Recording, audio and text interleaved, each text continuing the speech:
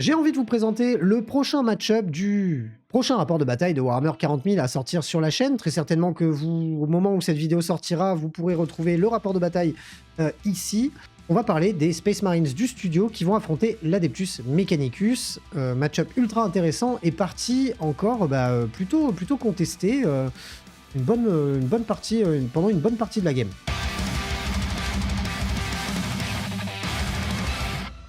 Pour cette partie, j'ai reçu Alex, qui a l'habitude de jouer Cult Genestealer et Admech dans le studio, vous le voyez depuis un moment. Il avait envie de tester avec le nouveau détachement Admech ce que ça pouvait donner. Et moi, j'avais envie de train un petit peu ma liste Space Marines du studio, la liste Space Marines des tipeurs, pour faire 2-3 modifications sur ma liste pour voir ce que ça allait donner sur un prochain tournoi. Entre-temps, j'ai revu encore la liste parce que c'était juste une liste test. Mais en tout cas, ça m'a permis de faire quelques essais avec et de me rendre compte là aussi que malgré le fait qu'on joue des listes qui ne sont pas les plus optimisées du monde et qu'on ne soit pas les meilleurs joueurs du monde, on arrive à intellectualiser nos rapports de bataille de manière à ce qu'ils soient intéressants et à ce qu'on ait une réelle réflexion sur le gameplay, sur la manière de jouer. Et ça, c'est très très cool. Et c'est pour ça que j'avais envie de vous présenter un petit peu plus en détail que dans le rapport de bataille les listes que l'on a utilisées sur cette partie et vous expliquer un petit peu les tenants, les aboutissants et l'enjeu de chacune des listes par rapport à l'adversaire. Au passage, si vous voulez supporter le studio comme d'hab, vous mettez le pouce bleu, votre avis dans les commentaires. Si vous n'avez aucun avis et que vous en avez rien à taper de cette vidéo, je vous invite à me dire quel a été votre dernier apéritif en soirée avec vos potes. N'hésitez pas à le dire dans les commentaires. Je suis pas sûr que ça soit un super bon move à faire. La dernière fois, je me suis dit: «Tiens, dites-moi quel est votre dictateur préféré?» Je me suis dit: «Ouais, va y avoir des problèmes dans les dans les commentaires», mais je pense que pareil, parler d'alcool, ça sera pas ouf non plus. Bon, bah, écoutez, je prends le risque. Et si vous voulez aider le studio davantage, n'hésitez pas à continuer d'acheter vos figurines chez MyHobbyPlace. C'est super important, c'est ce qui fait à l'heure actuelle tenir le studio. N'hésitez pas à y aller, c'est moins 20% sur l'entièreté de la gamme, Games Workshop et surtout si vous allez dans le panier à la fin et que vous sélectionnez la Wargame Room, bah, on récupère un petit peu de sous et c'est comme ça qu'on peut vous proposer plein de vidéos trop cool. Je vais pouvoir enchaîner avec la présentation de ma liste que j'ai jouée sur ce rapport de bataille. On joue en Space Marines spécialisé dans le détachement Blood Angel, mais sauf qu'on ne joue pas de Blood Angel. Et oui, honte à moi, je ne joue pas de Blood Angel dans cette liste, pour la simple et bonne raison que si je joue des figurines avec le mot-clé Blood Angel, je ne gagne pas le super serment de l'instant des Space Marines. Ceux qui n'ont pas vu toutes les vidéos, les récentes vidéos sur la chaîne secondaire que vous pourrez retrouver ici, là, voilà. Je vous ai déjà présenté des débuts de liste Space Marines que je joue dans les prochains tournois que je vais faire. Et c'est une liste donc Space Marines généraliste, mais orientée avec le détachement Blood Angel. Pour rappel, je vais avoir le serment de l'instant Space Marines qui va me permettre de relancer les touches sur une unité que je vais cibler au début de ma phase de commandement.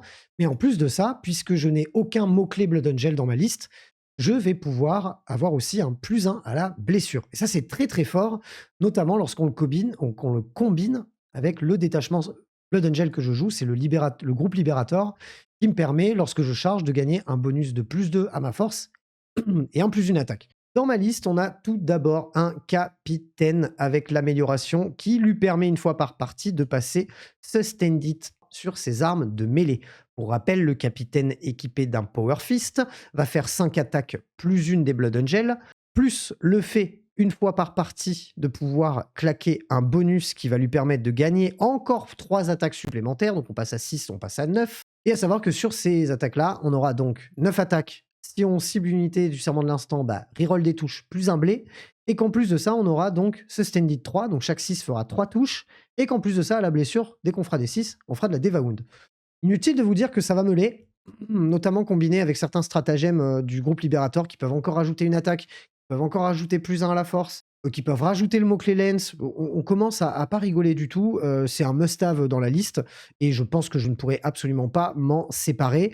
À savoir qu'il accompagnera une escouade dans cette itération de liste, il accompagne une escouade d'intercesseurs d'assaut qui seront tous équipés en épée tronçonneuse, hormis le sergent de l'escouade qui, lui, a le droit d'avoir un gantelet. Donc, escouade plutôt intéressante. Mais on enchaîne avec mon gros banger de cette liste, mon petit personnage fétiche de la liste. C'est un chaplain à réacteur dorsal qui, lui, va avoir l'amélioration qui lui permet une fois par partie, lorsque je la déclenche, de gagner la capacité tape en premier sur lui et sur, bien évidemment, l'unité qui l'accompagne.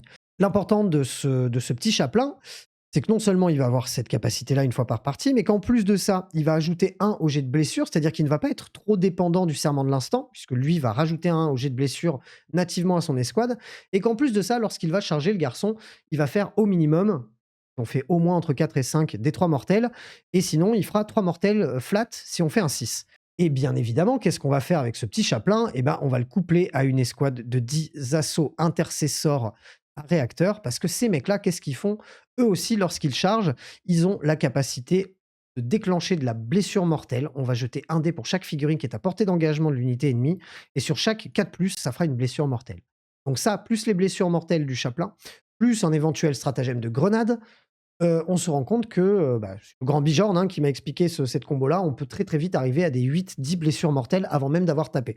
Sachant qu'en plus, ce pack-là de 10 bonhommes, il va pas rigoler parce que dedans, il y a un sergent qui a un gros gantelet, il y a pas mal d'épées tronçonneuses, ça va quand même meuler le reste du temps. Donc, c'est une très, très, très, très bonne unité, qui se joue parfaitement bien avec ce chaplain réacteur. Ensuite, 3e personnage, on aura un judiciaire. Le judiciaire, et bah, mine de rien, il m'a assez surpris lorsque je l'ai sorti, parce que je me suis dit: «Bon, il est pas ouf». Hormis le fight first, parce qu'évidemment, le judiciaire donne la capacité de taper en premier à l'unité qui l'accompagne. Mais en fait, au final, quand il tape, surtout en Blood Angel, bah, il devient pas déconnant parce que le mec, il a 5 attaques de base force 7, donc ça deviendrait du 6 attaques force 9 lorsqu'il charge, en 2+, PA-2 dégâts 2. Sachant qu'en plus, il a la capacité de Deva Wound, donc à chaque fois qu'on fera un 6 à la blessure, on infligera directement les dégâts de l'arme à la figurine. Et en plus de ça, il a le mot-clé précision. Et il y a eu plein de fois où je l'ai utilisé, où je me suis dit: «Mais attends, mais je vais taper le perso dans ton unité, c'est trop bien, je vais le tuer». Donc c'est très, très bien. Très, très bien, ça donne une 2e source de fight first qui, lui, en plus, c'est toute la game. Donc c'est très, très bien. Et là, dans cette liste-là, j'ai choisi de l'accompagner d'une escouade de 6 Blade Guard. Blade Guard que je trouvais intéressant. J'avais déjà vu dans vos commentaires, votre avis sur la question en disant: «Tiens, tu devrais tester les Blade Guard en Blood Angel avec le bon détachement et tout, c'est vraiment intéressant». Et c'est vrai. C'est vrai parce qu'on est sur des unités qui, mine de rien, tapent quand même à 4 attaques, donc 5 en Blood Angel, force 5, donc force 7 en Blood Angel, PA-2, dégâts 2, mais qui en plus ont la capacité de choisir de soit avoir un reroll, une relance des touches de 1, ce qui permet d'être un petit peu moins dépendant du serment de l'instant, soit d'avoir une relance des 1 sur vos jets de sauvegarde. Et ça, c'est très très bien parce qu'en plus, ils ont des boucliers, donc c'est une unité qui a une 4+ invulnérable pour 3 points de vie par figurine. Donc en plus d'être une unité qui va meuler pas mal, c'est une unité qui, mine de rien, va un peu tanker aussi. Et c'était pour ça que je voulais les tester. C'était dans le but d'essayer d'avoir quelque chose de résilient derrière, qui va pas juste être un Kleenex qu'on utilise une fois et qu'on jette, mais plus de tanker derrière. On va bien évidemment embarquer ça dans un impulsor sur lequel on va mettre le dôme bouclier, qui lui donnera une 5+ invulnérable. Rien de plus à dire, hein, sur ce truc-là. Et on va en terminer avec les personnages, puisqu'on va terminer avec le lieutenant en armure Phobos. Dernière petite découverte proposée par le copain Bijorn, que j'ai adoré parce que ce mec-là, il peut être associé à une escouade soit d'incursors, soit de reverse. Reverse que j'ai testé depuis et que vous verrez très certainement dans un prochain rapport de bataille. Mais là, c'est avec des incursors que je l'ai mis, 10 incursors qui vont arriver en renfort stratégique et qui, grâce à ce petit personnage, vont déjà avoir le mot-clé Lethal Hit, c'est-à-dire que toutes leurs tirs et toutes leurs attaques de corps à corps sur des 6, ça sera de la blessure, enfin, ça sera de la blessure automatique sans avoir à faire de jet de blessure. Mais surtout, il a la capacité, avec son unité, que lorsqu'il tire, il va pouvoir derrière faire un mouvement de D6. Et il va même pouvoir charger derrière. Donc ça veut dire qu'avec cette unité-là, un cursor qui meule pas mal, hein, on est, je crois, sur 4 à 5 attaques par bonhomme de couteau de combat en PA-1. Ces mecs-là, lorsqu'ils vont arriver, ils vont tirer sur une unité, t'en auras un peu rien à taper de sur quoi ils tirent, même s'ils donnent un bonus de +1 à la touche lorsqu'ils tirent sur une unité. Mais derrière, en fait, ils vont avoir le droit de bouger de D6 et du coup, derrière, de charger. Et ça, quand on arrive en renfort stratégique à 9 pas d'un adversaire et qu'on bouge de D6, sauf quand on fait 1 parce qu'on a l'air con, bah, c'est très très bon. Donc, la combo que j'utilise à toutes mes parties depuis un moment, complètement impossible à ne pas jouer, quoi. Peut-être avec des reverse, mais ça, on en parlera peut-être plus tard dans une autre vidéo. Les Intercessor Squad, unité pareil qui m'a ultra impressionné à chaque fois que je l'ai joué, c'est l'unité de ligne Space Marines qui permet d'être sticky objectif, c'est-à-dire de pouvoir vous barrer d'un objectif mais pouvoir continuer à le contrôler. Mais en plus de ça, c'est une unité qui maintenant a une PA-1 sur son arme de base et a surtout 4 tirs par bonhomme lorsque vous tirez sur la même unité. Et donc 5 bonhommes vont faire quand même vraiment beaucoup de tirs. On est sur vingtaine de tirs, hein, il me semble. Oui, c'est ça, on est sur une vingtaine de tirs et en plus de ça, en Blood Angel, et ben, mine de rien, c'est des mecs qui vont faire, je crois, 4 ou 5 attaques au corps à corps, alors qu'ils sont pas faits pour ça. et du coup, ça peut surprendre. Et ça m'a d'ailleurs beaucoup surpris sur beaucoup de match-up. Donc, unité ultra intéressante. On regrettera le fait de ne pas avoir assez de points parce que clairement, je pense que s'il me restait des points dans ma liste, c'est une deuxième unité d'intercesseur que je rajouterais. Bah, on a fait un petit peu tout ce qui était unité de ligne, etc. On a présenté les incursors. On va avoir une unité d'infiltrator. Alors, elle est plus à présenter, hein, cette unité. C'est l'unité qui permet de repousser les FEP à 12. C'est, selon moi, ultra intéressant et vital dans une armée Space Marine, surtout quand on n'a pas énormément de figurines sur la table, d'avoir une unité qui permet de repousser à 12, notamment dans sa zone de déploiement. On va pas aller trop loin sur la description de cette unité. Elle sert clairement qu'à ça, hein. On va avoir une unité de scout. Une unité de scout, pour rappel, c'est une unité que l'on peut déployer en infiltration, donc c'est-à-dire dans le No Man's Land, et que l'on va pouvoir aussi déplacer avant le début de la bataille. Et en plus de ça, à la fin de la phase, enfin à la fin du tour de notre adversaire, on va pouvoir renvoyer cette unité en renfort stratégique. Et de vous dire que c'est une unité quasiment auto-inclus dans toutes les listes Space Marines parce qu'elle vous permet de scorer, elle vous permet d'écranter, enfin elle vous permet de faire beaucoup de choses et pour pas très cher. Donc pareil, on ne présente plus les scouts. Et on va terminer cette liste par l'assassin Calidus, qui est pareil, obligatoire dans la liste.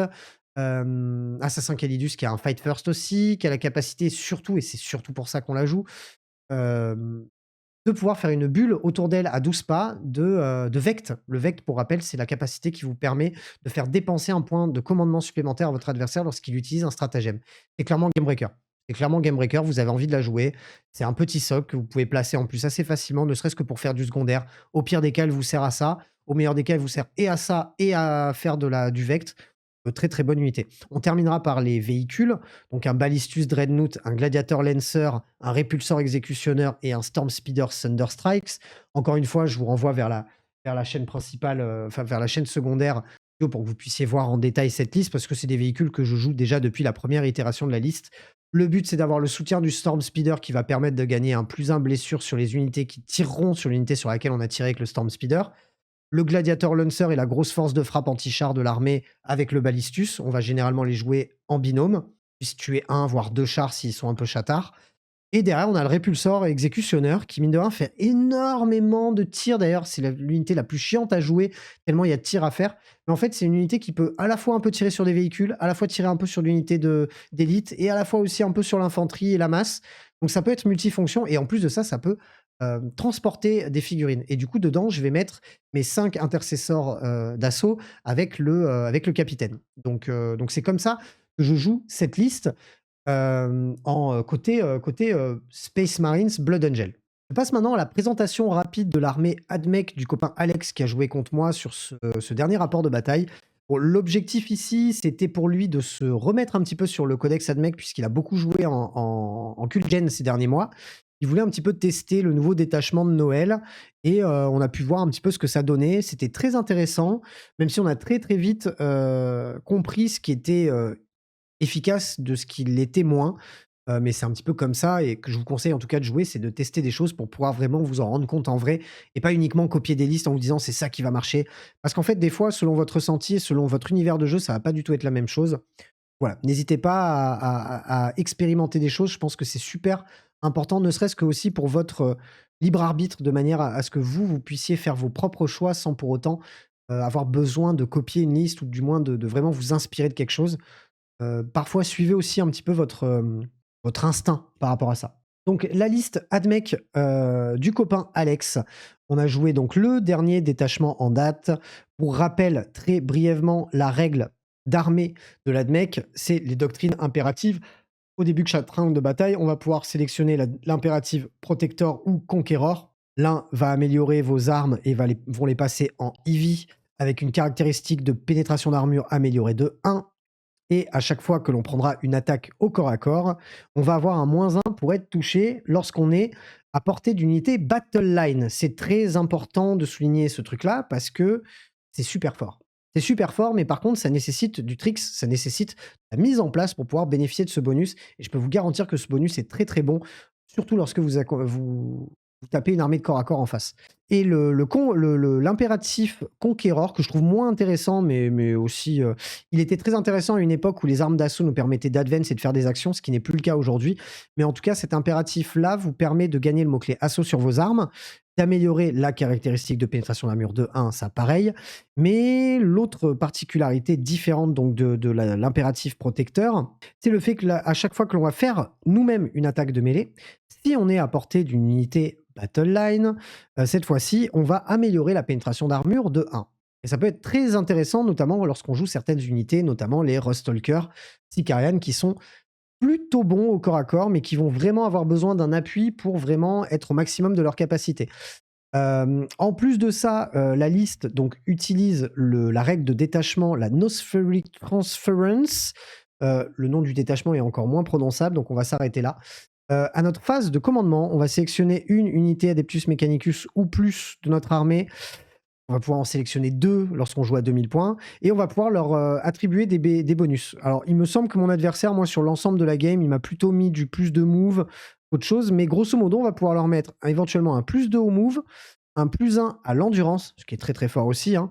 On va pouvoir leur faire déclarer une charge au tour où ils ont advance et on va éventuellement gagner le mot-clé stealth. C'est que des règles très très fortes. D'ailleurs, je pense que je vous dis des bêtises. Je crois que mon adversaire les a quasiment toutes utilisées pendant la game. Ce sont des règles qui sont très très fortes. Elles sont très très fortes parce qu'elles sont toutes game breaker et quand on lit détachement là, bah moi en fait quand je lis ça je me dis ouais mais l'armée est fumée. Là l'Admech c'est pas non plus l'armée la plus forte du jeu à l'heure actuelle donc c'est que quelque part ça ne suffit pas. En tout cas dans la liste on a Belisarius Cawl. Belisarius Cawl très sympa. Belisarius Cawl a la capacité au début de sa phase de commandement de sélectionner 3 aptitudes mais il y en a une qui est sympa, c'est le fait qu'il peut être considéré comme de la ligne. Et ça, c'est très cool parce que ça peut vous débloquer justement ce bonus lorsque vous avez vos unités à moins de 6 pas de cette figurine, de bénéficier de certaines choses. Donc ça, c'est pas déconnant, surtout que Belisarius Cawl, mine de rien, il a une K plus invulnérable, il a une endurance de 8, il a 10 points de vie, il a une save à 2, il est pas facile à tomber, et s'il vous tombe dessus, il a une petite capacité de destruction qui n'est pas à prendre à la légère. C'est pas une unité, je pense, auto-inclus dans une liste Admech qui serait très compétitive, mais en tout cas, moi, je le trouve sympa. On a ensuite le Cybernetica Datasmith qui va accompagner 4 robots Castellan. Hein, on ne joue pas sans. Il a la capacité d'améliorer l'efficacité, les attaques, ou du moins l'endurance des robots Castellan. Enfin, on va clairement jouer cette unité-là avec les robots Castellan, sinon ça n'a aucun intérêt de les sortir. En plus de ça, il me semble que le copain lui a mis une petite amélioration, le Enhancement, qui permet, lorsque il est attaché à une unité de robots Castellan, de leur donner la doctrine impérative. Parce qu'effectivement, il me semble que les robots Castellan ne bénéficient pas de toutes les règles Admech, et le fait d'avoir cette amélioration-là sur le Cybernetica Datasmith fait que vos robots Castellan peuvent en bénéficier. Donc c'est plutôt sympa. Même si pour moi, je traduis ça un petit peu juste comme un rattrapage des règles. Pour moi, il devrait en bénéficier dès le départ, sans pour autant avoir à payer 65 points une figurine avec une amélioration. Mais bon, ça c'est mon avis, et ça ne reste que mon avis. Le Tech Priest Manipulus, c'est la troisième et dernière figurine personnage que mon adversaire a choisi de jouer.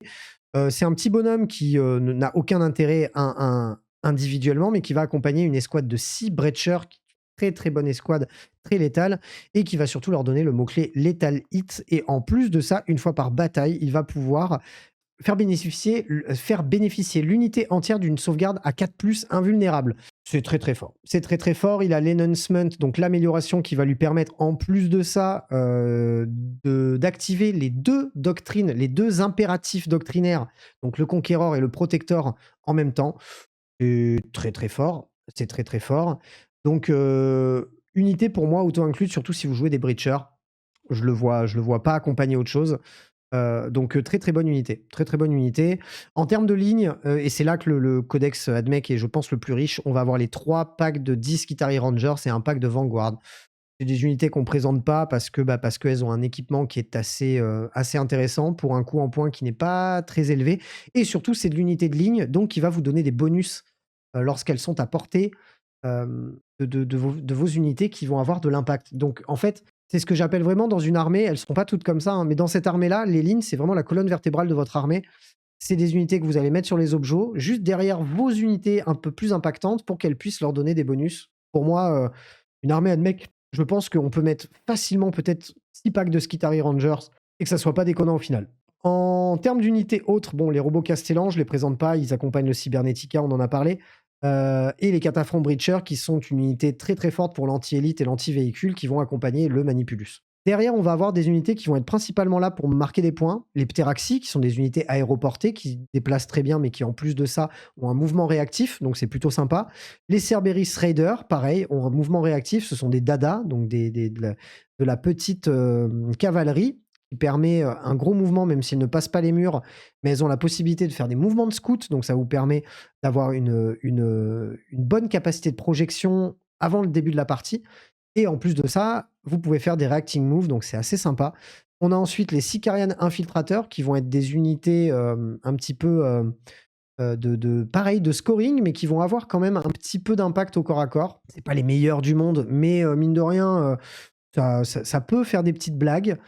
Et surtout, ça coûte pas cher. Mais on va avoir un gros pack de Sicarian Rustalker par 10 qui, eux, quand on couple avec tous les bonus qu'on peut avoir, un éventuel Advance et Charge, un éventuel +1 à la touche, +1 pardon, à la capacité de pénétration d'armure, 10 Rustalker Sicarian, on se dit ouais, Admec c'est pas une armée de corps à corps, je m'en tape du corps à corps s'il m'impacte. Les prenez pas trop à la légère parce que eux par 10 ils rigolent pas du tout. Ils rigolent pas du tout. Et pour terminer en beauté, on aura le Scorpus Désintégrateur qui, selon moi, est une très bonne source d'anti-char, même si je pense que c'est une unité qui va avoir beaucoup de mal à s'exprimer si elle est jouée en modèle unique. Je pense que pour jouer vraiment bien cette datasheet-là, il faut la jouer en x2, voire x3, pour avoir vraiment l'impact que... Parce qu'en fait, vous avez très très vite fait de vous rater lorsque vous avez qu'une seule itération d'une unité qui est forte. Si vous ratez, vous êtes dégoûté. Si vous en avez deux, vous avez 2 fois moins de chances de vous rater. Si vous avez 3, vous avez 3 fois moins de chances de vous rater. Certes, ça coûte des points, mais c'est une unité qui fait, mine de rien, pas mal de tirs, qui a une capacité de tirer en indirect. C'est, je pense, un bon véhicule qui est peut-être trop cher pour ce qu'il fait, mais qui est assez intéressant, mais qui va vraiment prendre, je pense, tout son sens si on le joue en multiples itérations dans la liste. Pas le cas dans celle-ci. Le but de mon adversaire, c'est de tester l'armée Admec, de voir un petit peu ce que ça peut donner face à une liste que moi j'ai un petit peu plus travaillé. Le rapport de bataille est très intéressant dans le sens où ça se bat une bonne partie de la bataille. On a des tricks, des mouvements qui sont vraiment game breaker dans la partie et qui changent vraiment l'issue de la game. Et c'était très très cool de partager ce moment avec mon pote Alex. Ça m'a permis moi aussi de train encore plus, donc c'était très cool. Et lui, ça lui a permis de redécouvrir le codex Admec. Normalement, si vous voyez cette vidéo, le rapport de bataille est déjà dispo. Et pour ceux qui sont en live avec moi, le rapport de bataille sortira bientôt quand je sortirai cette vidéo qu'on a tournée ensemble. Je vous remercie d'avoir regardé cette vidéo. J'espère que ça vous a plu. Si c'est le cas, vous mettez le pouce bleu, vous me rédigez votre avis dans les commentaires. On se retrouve très bientôt pour plein d'autres choses d'ici là. Prenez soin de vous. Salut les roommates.